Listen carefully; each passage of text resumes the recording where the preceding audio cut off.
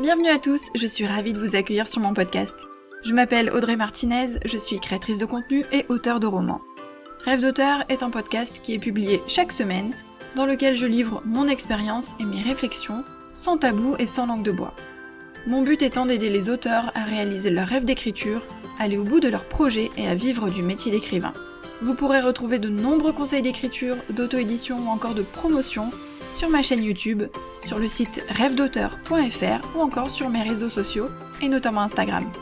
N'hésitez pas à vous abonner au podcast, à laisser un petit avis 5 étoiles pour me permettre de faire connaître mon contenu et d'aider un maximum d'auteurs. C'est parti pour l'épisode, bonne écoute! Bonjour à tous, j'espère que vous allez bien. On se retrouve cette semaine pour parler marketing et plus précisément de la newsletter.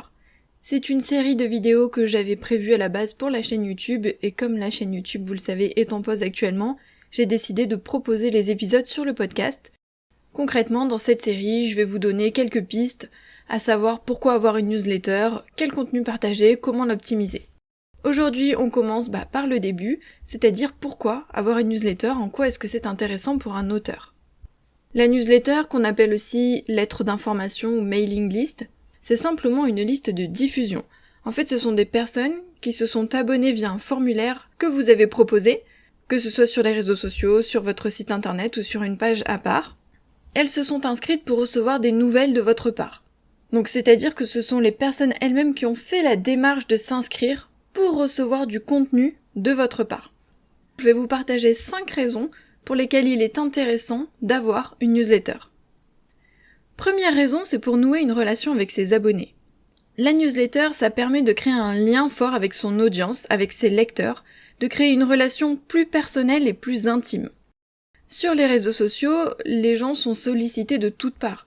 On a des images, des vidéos, des textes partout, on est identifié de tous les côtés. Les publications pullulent sur nos fils d'actualité, surtout si on est sur plusieurs réseaux, et donc il est facile de passer à côté d'une publication, même si c'est de la part d'un compte qu'on apprécie. Avec le mail, la relation est très différente. La personne s'est abonnée volontairement, comme je l'ai dit tout à l'heure, et le mail atterrit dans sa boîte mail. C'est un petit peu comme entrer chez les gens. On entre dans son cocon, dans son intimité, dans sa vie privée. On s'adresse directement à ses abonnés, à ses lecteurs. Et en plus, ce sont eux qui ont fait la démarche de s'inscrire. Ça veut dire qu'ils sont intéressés. Donc on crée une vraie relation privilégiée. On s'adresse directement à cette liste d'abonnés, à cette audience, à ces lecteurs. On s'adresse pas en général à toutes les personnes qui sont sur les réseaux sociaux. Normalement, évidemment, sur les réseaux, on est censé avoir un lecteur cible. On est quand même censé s'adresser à ce lecteur cible, mais c'est quand même différent que cette relation qu'on crée via la newsletter. On va les traiter d'une façon différente, on va leur révéler des informations exclusives, confidentielles ou en avance. Du coup, les lecteurs vont avoir l'impression de faire partie de quelque chose, de faire partie de nos lecteurs VIP, entre guillemets, de notre club de lecteurs, et ils vont apprécier ce sentiment d'appartenance. Ils vont aimer avoir cette relation privilégiée avec un auteur qu'ils suivent, un auteur qu'ils apprécient, un auteur dont ils apprécient les romans. La deuxième raison, c'est que les réseaux sociaux peuvent fermer votre compte ou disparaître à tout moment. D'ailleurs, on l'a vu il y a quelques mois quand il y a eu les bugs avec Instagram, et ensuite avec Facebook. C'est simple, sur les réseaux sociaux, rien ne vous appartient, rien n'est à vous. Si demain Insta décide de fermer votre compte, eh bien vous allez ramer pour qu'il le réouvre, et en plus, la plupart du temps, il ne réouvre rien du tout.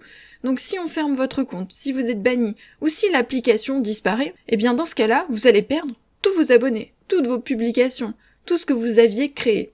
Avec la newsletter, c'est différent. La mailing list vous appartient. La liste d'emails vous appartient. Tout est à vous. Vous êtes sur Mailchimp et vous avez envie de passer par un autre opérateur, hop, vous pouvez changer de plateforme facilement et embarquer avec vous votre liste email.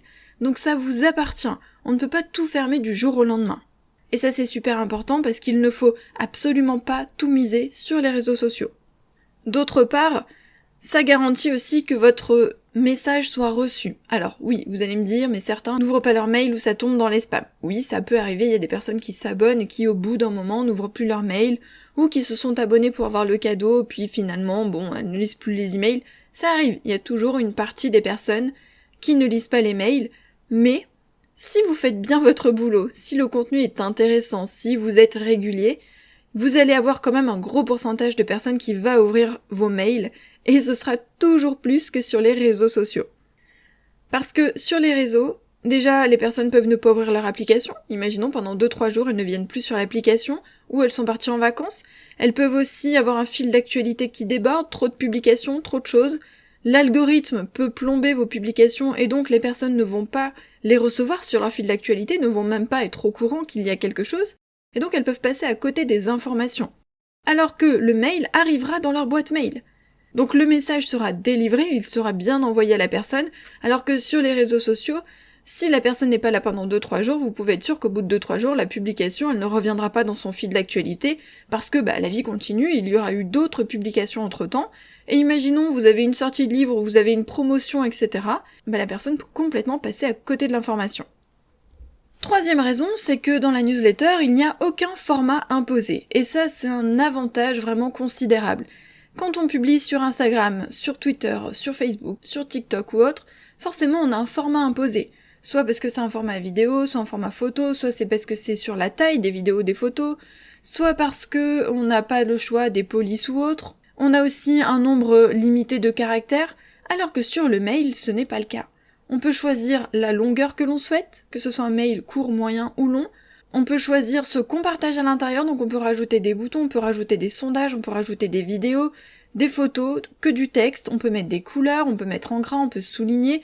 On est vraiment complètement libre d'adapter le format en fonction du message qu'on souhaite faire passer.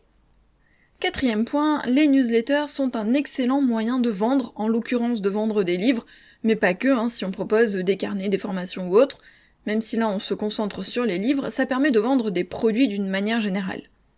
Il faut savoir que c'est l'une des techniques les plus efficaces pour vendre aujourd'hui, c'est pas pour rien que beaucoup d'entrepreneurs ont des listes email. Les personnes qui vont s'abonner à votre newsletter vont créer un lien avec vous. On a vu tout à l'heure qu'on nouait une relation avec ses abonnés. Donc on va créer un lien de confiance, on va les fidéliser, on va leur partager du contenu intéressant. Donc on va avoir une relation particulière avec eux, ils vont faire partie de notre club de lecteurs VIP, et donc ils seront plus à même d'acheter nos livres ou d'acheter nos produits par la suite, parce qu'il y aura ce lien, il y aura ce sentiment d'appartenance. Et s'ils sont là, s'ils sont inscrits, s'ils ouvrent les mails, c'est qu'ils nous apprécient en tant que personne, en tant qu'auteur, et qu'ils apprécient nos romans. Qu'ils ont vraiment envie d'en savoir plus, qu'ils ont vraiment envie de faire partie de cette communauté. Donc c'est plus facile de vendre nos livres à ses abonnés, aux abonnés de sa newsletter, que par exemple sur les réseaux sociaux. Cinquième point, c'est que la newsletter permet de partager du contenu exclusif, de partager son actualité, et de gâter ses lecteurs d'une manière générale. Via la newsletter, on peut envoyer évidemment des questionnaires, des sondages, on peut les faire participer si par exemple vous hésitez entre 2 couvertures, on peut partager la date de sortie en avance, la couverture en avance, partager le résumé, partager des extraits qu'on ne partage pas sur les réseaux sociaux, partager des anecdotes.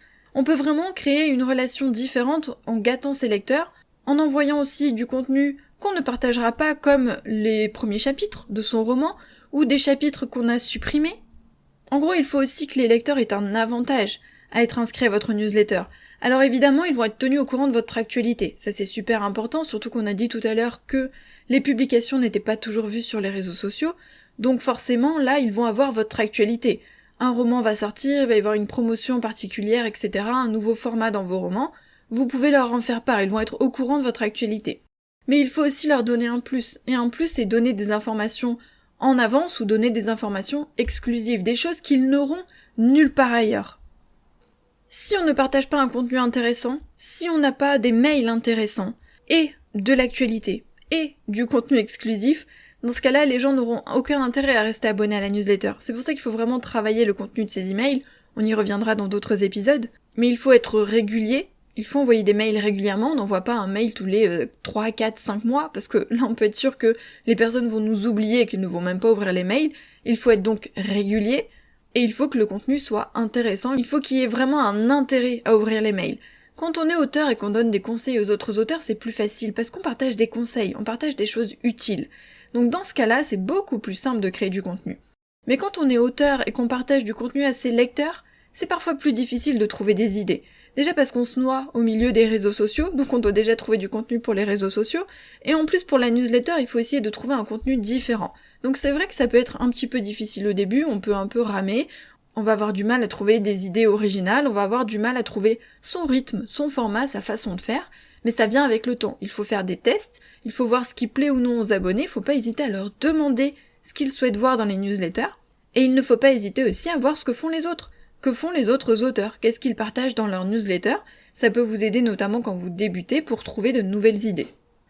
Voilà ce que je voulais vous dire sur la newsletter et sur les raisons pour lesquelles il est intéressant et important d'avoir une newsletter. Je vous conseille vivement de le faire, de mettre en place une newsletter.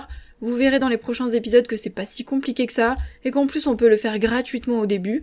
C'est un moyen extrêmement efficace de nouer une relation avec ses lecteurs, de leur partager du contenu intéressant, de partager son actualité, et de créer sa communauté. Une communauté qui va être fidèle, qui va être présente pour chaque sortie de roman. Donc si vous deviez miser sur quelque chose cette année, et les années suivantes évidemment, c'est la newsletter bien avant les réseaux sociaux. N'hésitez pas à me dire sous la publication Instagram si vous avez une newsletter, comment vous l'avez mise en place, chez qui, qu'est-ce que vous partagez, bref, n'hésitez pas à en discuter sous la publication du compte Instagram rêve.d'auteur, et puis nous on se retrouve la semaine prochaine pour un nouvel épisode. Bye.